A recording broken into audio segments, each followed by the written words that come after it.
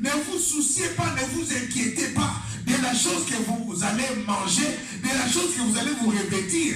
Parce que votre Dieu connaît tout. Alléluia. Notre Dieu nous demande d'abord et avant tout de l'adorer. Mais cet homme était troublé par sa situation. Il savait que comme je suis infirme, comme je suis boiteux, personne ne va m'accepter dans sa société. Qui va m'engager? Personne ne va m'accepter de me marier avec sa fille. Qui va me l'autoriser parce que j'ai un problème? Bien-aimé dans le Seigneur, cet après-midi, je vais parler à une personne. Que quel que soit ton problème, Dieu est capable de solutionner, d'apporter une solution pour que tu puisses le glorifier. Alléluia. Je voulais parler à une personne de retirer tes regards vis-à-vis de ton problème, mais de lever ton regard vis-à-vis de ce grand Dieu qui s'appelle Jésus-Christ de Nazareth. Celui qui a fixé ses yeux vers l'Éternel, même si ça dure, un jour l'Éternel te donnera une solution et tu vas le glorifier. C'est quelqu'un qui a acclamé le Seigneur. Alléluia. Alléluia. Bien-aimé dans le Seigneur, cet homme était dehors. Et cet homme, son souci, ce n'était pas d'entrer. Parce que s'il entre, il écoute l'adoration, il adore, après il va manger quoi? Il y a certains problèmes qui nous limitent. Il y a certains problèmes qui nous font fuir l'église, qui nous écartent de la présence de Dieu, parce que ça domine notre esprit. Ça contrôle notre pensée. Il y a des personnes qui sont devenues des esclaves de leur famille en Afrique. C'est-à-dire, il dort, il fait des insomnies la nuit parce qu'il doit envoyer l'argent. Voire même, il n'arrive plus à s'occuper de sa femme. Il n'arrive plus à s'occuper de ses enfants. Il n'arrive pas à s'occuper même de sa propre vie. Je vois des gens en Europe, je connais, il a pas de pantalon jeans troué parce qu'il doit envoyer l'argent. Même il n'arrive même pas à acheter les jeans qu'on a réduit les prix là sur un guébot. Parce qu'il doit envoyer l'argent. Il y a des couples qui se disloquent aujourd'hui. Parce qu'il y a beaucoup d'argent. Tu envoies à ta maman, tu envoies à ma maman. Tu envoies à ton oncle, tu envoies... Non, il y a des gens qui n'arrivent plus à survivre parce que dans leur tête, c'est d'abord la famille.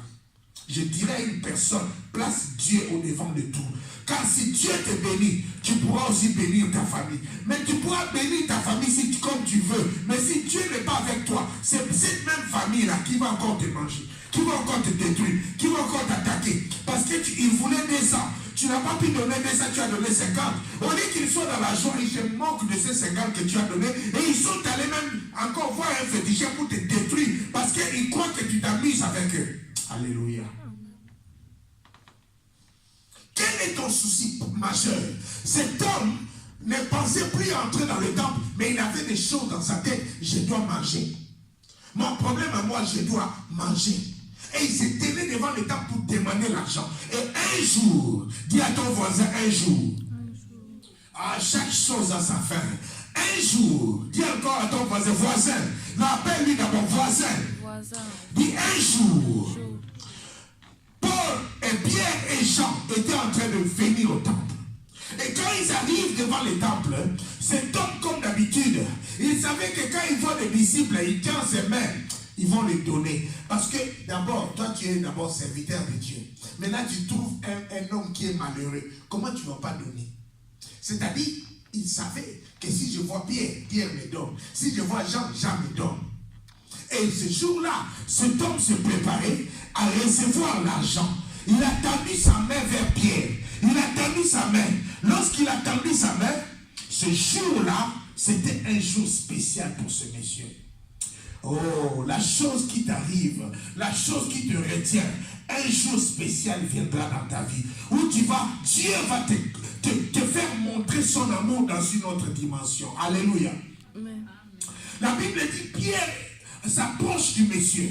Il regarde le monsieur. Le monsieur fixe les yeux vers la main. Et il tend sa main. Il croyait recevoir quelque chose. Mais Pierre et Jean s'arrêtent. Il dit au monsieur, frère, ce que tu demandes, j'en ai pas. Ça peut choquer. Parce que Pierre travaille dans le temple. Il peut avoir encore des pièces. Il avait certainement l'habitude de donner à cet homme. Mais le jour-là, Pierre lui dit, jeune homme, ce que tu demandes, je ne peux pas. Mais ce que j'ai, protéger. Voilà pourquoi je vous disais, la chose la plus importante dans la vie d'un homme, c'est d'abord le spirituel. Car le spirituel construit le matériel. Mais le matériel ne construit pas le spirituel. Dis un amen bien.